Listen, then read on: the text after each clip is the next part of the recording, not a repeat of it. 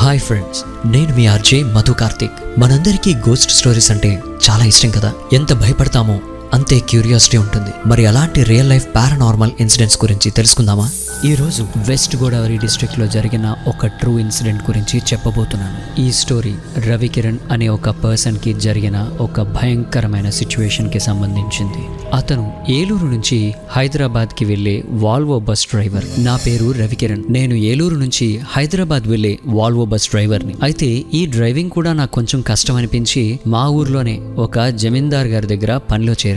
మా జమీందార్ గారి పేరు రంగారావు గారు. అతను చాలా మంచి వ్యక్తి. అందరినీ చాలా బాగా చూసుకుంటారు. కానీ కొంచెం క్యాస్ట్ ఫీలింగ్ ఎక్కువ. అతను నన్నైతే చాలా బాగా చూసుకుంటారు. నేను అతని దగ్గర చేయాల్సిన పని ఏంటి అంటే, అతనికి ఎక్కడికన్నా తీసుకువెళ్లాలన్నా లేదా అతని కుటుంబ సభ్యులకి ఎక్కడికన్నా తీసుకువెళ్లాలన్నా సరే అతని కారులో నేనే డ్రైవ్ చేస్తూ తీసుకువెళ్ళేవాడిని. ఇలా నా జీవితం అయితే అతని దగ్గర చాలా సాఫీగానే జరుగుతుంది. కానీ కొన్ని సిచ్యువేషన్సే నా లైఫ్లో ఒక టర్నింగ్ పాయింట్ అయ్యాయి. ఒకరోజు రంగారావు గారు పక్క ఊరికి వెళ్ళి అక్కడున్నటువంటి కౌలు రైతుల దగ్గర అతనికి రావాల్సిన డబ్బుని తీసుకుని రమ్మని చెప్పారు. ఒక అరగంటలో మళ్ళీ అతనే కాల్ చేసి, నేను కూడా వస్తాను, నా కూతుర్ను ఒకసారి చూసినట్టుంటుంది అని చెప్పి అన్నారు. అయితే నేను రంగారావు గారు ఇద్దరు వాళ్ళ కారులో బయలుదేరాం. అక్కడికి చేరేటప్పటికి సాయంత్రం 5 గంటలైంది. డబ్బంతా లెక్కించేటప్పటికి రాత్రి 11 అయింది. తిరిగి వచ్చేటప్పుడు డిన్నర్ చేద్దాం అనుకుంటే ఇంత డబ్బుతో ఎక్కడన్నా ఆగితే మంచిది కాదు అని తిన్నగా రంగారావు గారి ఇంటికే వచ్చాం. ఆయన ఇంటికి చేరేటప్పటికి రాత్రి 1:30 అయింది. నేనైతే ఒకటి ఎక్స్పెక్ట్ చేశాను. ఆయన భోంచేసి ఈ రోజుకి ఇక్కడే పడుకుండిపో, తెల్లవారుజామునే వెళ్దు గాని అని అంటారేమో అని. కానీ ఆయన ఆ మాట అనలేదు.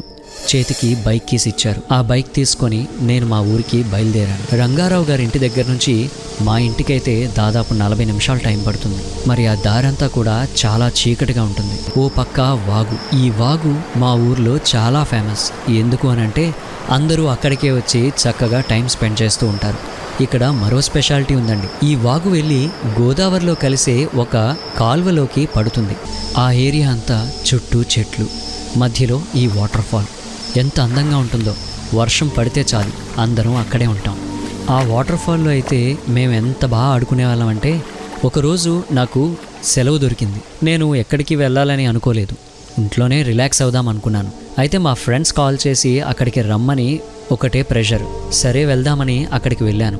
అందరం చాలా హ్యాపీగా ఎంజాయ్ చేసాం. కానీ అప్పటికే వాటర్ ఫ్లో అయితే చాలా ఎక్కువైంది. ఎక్కువసేపు అక్కడ ఉండడం మంచిది కాదని తిరిగి వచ్చేస్తున్నాం. మేము తిరిగి వస్తుండగా మాకు శంకర్ అని ఒక వ్యక్తి ఎదురయ్యాడు. అతను ఎవరో తెలుసా? ఒక కార్పెంటర్. కానీ మైండ్ సెట్ మాత్రం చాలా డిఫరెంట్గా ఉండేది. ఎవరితో అన్నా సరే కొంచెం డిఫరెంట్గా మాట్లాడేవాడు. ఇంట్లో వాళ్ళు కూడా అతన్ని పెద్దగా పట్టించుకోరు. ఎందుకంటే వచ్చిన డబ్బులతో సాయంత్రం అయ్యేటప్పటికి తాగేస్తూ ఉండేవాడు. కానీ శంకర్ నాతో చాలా చక్కగా మాట్లాడేవాడు. అలా అతను ఎదురయ్యాడు. మేము అక్కడి నుంచి అయితే వచ్చేసాం. శంకర్ కాసేపు అక్కడే ఉండి వెళ్ళాలనుకున్నాడో ఏమో మరి. అతనంటే మా ఊర్లో అందరికీ భయమే. ఎందుకంటే ఏదేదో పిచ్చి పిచ్చిగా మాట్లాడుతూ ఉండేవాడు. కానీ నా ఒక్కడికే అతని ఆలోచన ఏంటో అర్థమయ్యేది.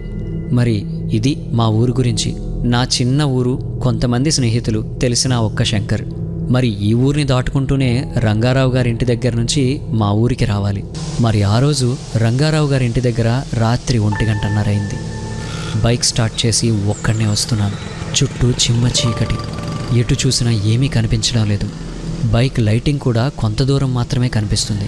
ఆ బైక్ లైటింగ్లో రోడ్డు కూడా స్పష్టంగా కనిపించట్లేదు. అయితే వెళ్ళే దారిలో అనుకున్నా ఇంటికి వెళ్ళి స్నానం చేసి పడుకుందామని.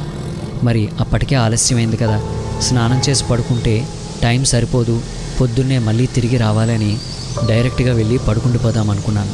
కానీ ఇందాక నేను చెప్పాను కదా వాటర్ ఫాల్ అని, ఆ ప్లేస్కి వచ్చేటప్పటికి ఎందుకో నా మనసులో ఇక్కడే స్నానం చేసి ఇంటికి వెళ్తే బాగుంటుంది అనిపించింది. నేను స్నానం చేయటానికని చెప్పి ఆ వాటర్లో దిగాను. అలా వాటర్లో దిగిన తర్వాత నాకు ఎవరో దగ్గినట్టుగా వినిపించింది. వెనక్కి తిరిగి చూశాను, ఎవరూ లేరు. ఇంకొంచెం ముందుకు వెళ్తే మళ్ళీ దగ్గినట్టుగా అనిపించింది. వెనక్కి తిరిగి చూశాను, ఎవరూ కనిపించలేదు.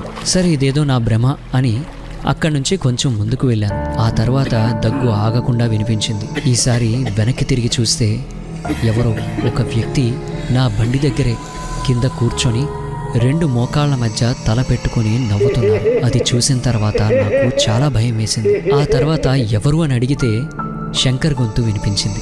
అప్పుడు కొంచెం రిలాక్స్ అయ్యాను. శంకర్ అప్పుడప్పుడు ఇలాంటి పిచ్చి పిచ్చి పనులు చేస్తూ ఉంటాడు. నాకైతే సరదా అనిపిస్తుంది. శంకర్ మీద నీళ్లు చల్లి, ఏంటి ఇంత రాత్రి మీద ఈరోజు నేనా నీ టార్గెట్ అని సరదాగా జోక్ చేశాను.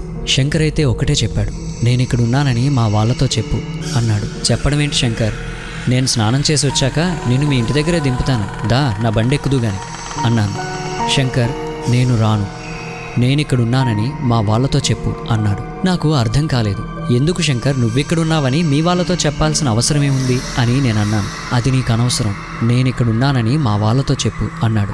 మరీ ఎక్కువ విసిగిస్తే బాగోదు, అతని మైండ్ సెట్ మంచిది కాదు అని నేను సరే అని అక్కడి నుంచి స్నానం చేసి వెళ్ళిపోయాను. ఇంటికి వచ్చిన తర్వాత అలిసిపోయాను కాబట్టి వెంటనే పడుకుండిపోయాను. మరుసటి రోజు రంగారావు గారి దగ్గరికి వెళ్ళటం కోసం అని చెప్పి చాలా త్వరగా వచ్చేసాను. మరి ఆ రోజు కూడా ఆలస్యమైంది. ఆ రోజైతే 2:15 అయింది రంగారావు గారి ఇంటి దగ్గర బయలుదేరి. మళ్ళీ అదే దారిలో వస్తూ అక్కడ స్నానం చేసి వెళ్దామని చెప్పి అక్కడికి వచ్చి బండి ఆపాను. స్నానం చేసి వస్తుండగా నేను బట్టలు పెట్టిన చోట మళ్ళీ శంకర్ కూర్చొని, నేనిక్కడున్నానని మా ఇంట్లో వాళ్ళకి చెప్పమని చెప్పాను కదా, మర్చిపోయావా అన్నాడు. శంకర్, నేను మర్చిపోయాను, ఈరోజు ఖచ్చితంగా చెప్తానులే అని అన్నాను. ఏ, నన్ను బాధ పెట్టాలనుకుంటున్నావా అన్నాడు. నాకు అతనికి ఒక మాట చెప్పాలనిపించింది. ఎందుకు శంకర్, మీ ఇంట్లో వాళ్ళని ఇంత ఇబ్బంది పెడుతూ ఈ రాత్రి మీద ఎక్కడ ఉండటం, ఎందుకు ఇంత పంతం, ఇంటికి వెళ్ళి చక్కగా పడుకోవచ్చు కదా అన్నాను. నేను చెప్పింది చెయ్యి, నేనిక్కడున్నానని మా వాళ్లతో చెప్పు అని అన్నాడు. సరే, ఈ మనిషి ఎవరికీ అర్థం కారని చెప్తానులే అని ఇంటికి వచ్చేశాను. ఇలా 3-4 రోజులు గడిచింది. నేను చెప్పడం మర్చిపోతూనే ఉన్నాను. పైగా అతని గురించి ఎక్కువగా పట్టించుకోలేదు. ఇలాంటివే చాలాసార్లు చేస్తూ ఉండేవాడు అందుకే.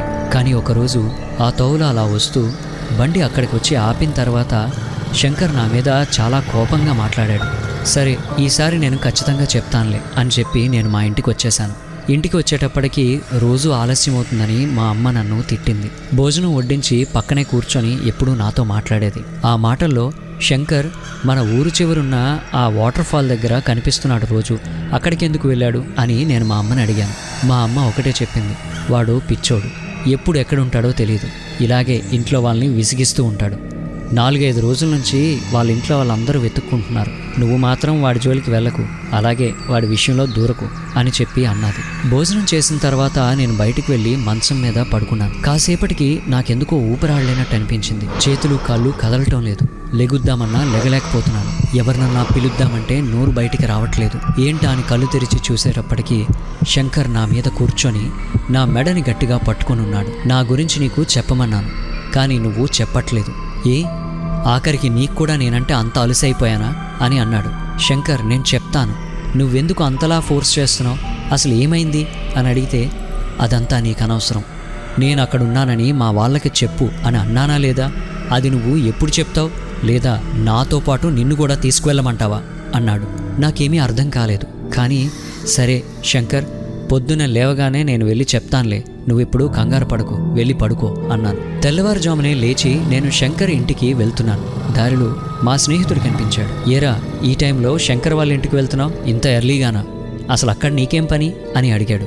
నాకు రోజు శంకర్ ఆ వాటర్ ఫాల్ దగ్గర కనిపించి తను అక్కడ ఉన్నాడని వాళ్ళ ఇంట్లో వాళ్ళతో చెప్పమంటున్నాడు, చెప్పకపోతే కోప్పడుతున్నాడు, అందుకే చెప్దామని వెళ్తున్నాను అన్నాను. అప్పుడు నా స్నేహితుడు, అరే ఎవరికీ చెప్పకు, నేను నీతోనే చెప్తున్నాను, అసలు ఎవరికీ చెప్తాననుకోలేదు. ఆ రోజు మనం వాటర్ ఫాల్ నుంచి వస్తున్నాం కదా, మనకి శంకర్ ఎదురయ్యాడుగా, మీరు వెళ్ళిపోయిన తర్వాత నేను పొలంకి వెళ్దామని అక్కడే ఉన్నాను. నేను చూస్తుండగానే శంకర్ ఆ నీటిలో దిగాడు. దిగిన కొద్దిసేపటికి నీటి ప్రవాహం అయితే చాలా ఎక్కువైంది. అంతేకాదు మట్టి కూడా చాలా ఎక్కువగా పేరుకుపోయింది. దీనివల్ల శంకర్ అందులో ఈదలేకపోయాడు. కాపాడదామంటే నాకు ఈత రాదు. నేను చూస్తుండగానే నా కళ్ళ ముందు శంకర్ ప్రాణాలు విడిచాడు. నాకు ఏం చేయాలో అర్థం కాలేదు. చుట్టూ ఎవరూ లేరు.